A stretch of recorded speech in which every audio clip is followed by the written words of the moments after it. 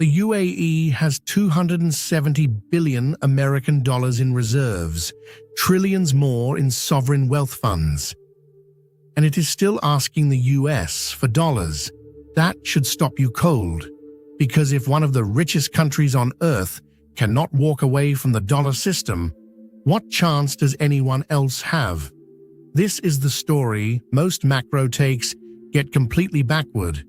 Everyone talks about de-dollarization, countries dumping the dollar, a new world order. But Brent Johnson, the Santiago capital strategist who coined the dollar milkshake theory, has been tracking something different. He tracks what countries actually do in a crisis, not what they say, what they do. And what they do is reach for dollars, every single time. In the next few minutes, I will show you the mechanism. It is a tool called a dollar swap line. Most people think it is a bailout. It is not. It is something far more powerful. And there is one chart that shows why the dollar system is getting stronger, not weaker. That chart surprised me. Let me show you why. Think of it like a pawn shop. You walk in with a gold watch. The shop gives you cash. You pay a fee. And when you bring the cash back, you get your watch back. That is a dollar swap line. The watch is the collateral. The cash is the dollars. The fee is the interest rate. And the pawn shop always gets paid. Here is how it works in the real world. A foreign central bank needs American dollars. Its banks owe dollars to someone. Banks around the world can create dollar loans on their books. That is the euro-dollar market. Trillions in dollar-denominated debt exist outside the United States. But when a crisis hits and those loans need to be settled, only real Fed-issued dollars will do. And only the Fed can create those. So the foreign central bank calls the New York Fed. It hands over its own currency at a locked exchange rate. The Fed hands over dollars. There is an interest rate. There is a maturity date. The dollars come back later. The collateral comes back too. The Fed makes money on the spread. Johnson's Santiago Capital Research lays out who gets these lines. Look at this chart. 5 central banks have permanent access. The ECB, the Bank of Japan, Bank of England, Bank of Canada, Swiss National Bank.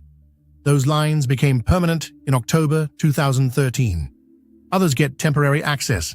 Brazil, Mexico, Korea, Sweden. Notice who is missing. China does not have one. Russia does not have one. That tells you everything about who is inside the system and who is not. But here is what most people miss about these lines. The Fed is not doing charity. It is lending at a profit, and the profits are real. Here is where the bailout myth dies. During the 2008 financial crisis, the Fed lent $580 billion through swap lines. That was 25% of its entire balance sheet. Most of it went to the ECB and Bank of Japan. Every single dollar was repaid. The Fed earned about $4 billion in profit. During the 2020 COVID crisis, peak lending hit $470 billion. Same story. Repaid. Profit. Look at this chart showing the peaks across 3 crises. The pattern holds every time, but there is a second effect that gets zero airtime. By lending dollars to the Bank of England below market rates, the Fed actually pushed down LIBOR. LIBOR was the rate banks charged each other for short-term loans. It set borrowing costs for the entire world. UK banks could report lower funding costs because the Fed had quietly subsidized them. Think about that. The United States was setting the price at which the rest of the world borrowed dollars. Through a back channel nobody was watching. As the Santiago Capital Analysis frames it, swap lines are not a rescue. They are priced credit, on terms only the US can set, in a currency only the US can print. That is not weakness. That is control. And the Argentina case proves it even more clearly. Remember, I said swap lines reveal who countries actually turn to in a crisis. Argentina is the proof. In October 2025, the peso had fallen 26% after Milei's coalition lost a key election. Argentina already had an $18 billion swap line with China's central bank. That line was winding down to zero by mid-2026. When the real stress hit, Argentina did not call Beijing. It called Washington. Treasury Secretary Bessin announced a $20 billion facility. Look at this case study. Only $2.5 billion was actually drawn. It was fully repaid by December 2025. Bessin said it earned tens of millions in profit for Americans. Now picture this scene in Buenos Aires. Currency exchange boards flickering on Florida Street. Peso rates changing by the hour. People lining up to buy dollars. That is not a country de-dollarizing. That is a country re-dollarizing under pressure. Johnson at Santiago Capital puts it simply. The architecture asserts itself in a crisis. The architecture is dollar-denominated debt and a central bank that cannot print the currency it owes. 2 years earlier, people on social media called Argentina's China swap line proof of de-dollarization. When the actual crisis arrived, the dollar was the answer. But there is an even more stunning example. A country that does not need dollars at all, asking for them anyway. Here is the example I promised. The one that makes the de-dollarization argument collapse. The UAE has roughly 270 billion in foreign reserves, trillions across sovereign wealth funds, an investment-grade credit rating. By every measure, it does not need help. It could sell assets. It could self-fund. And yet, in April 2025, its central bank governor raised the idea of a dollar swap line with US officials.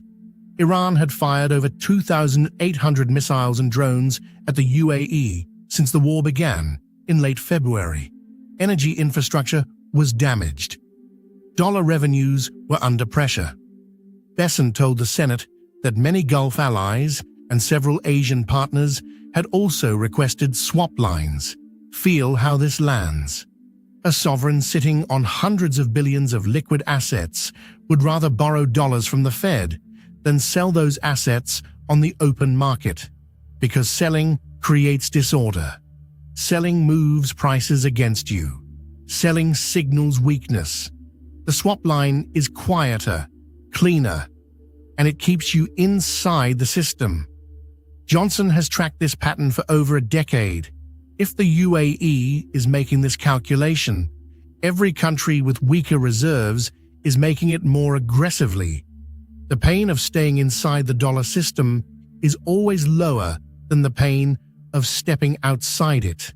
That brings us to the number that explains everything. Here is the number.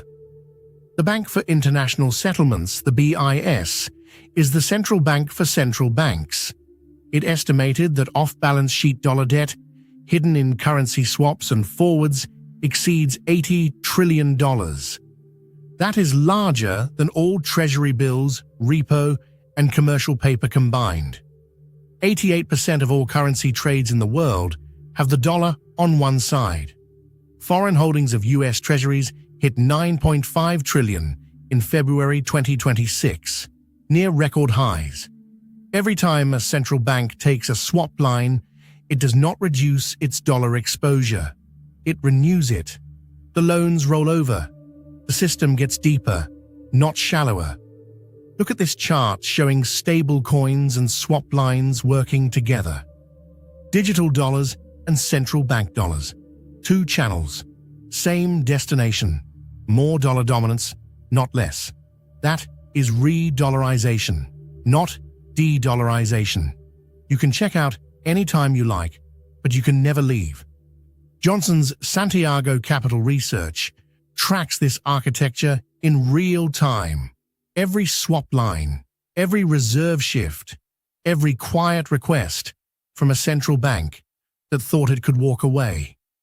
If you want to see this level of analysis consistently, the link to the Santiago Capital newsletter is in the description below. The investors who do well in this environment are the ones who saw the architecture early. This is how you see it early. Subscribe now. Do not wait for the next crisis to find out you are standing on the wrong side of the dollar.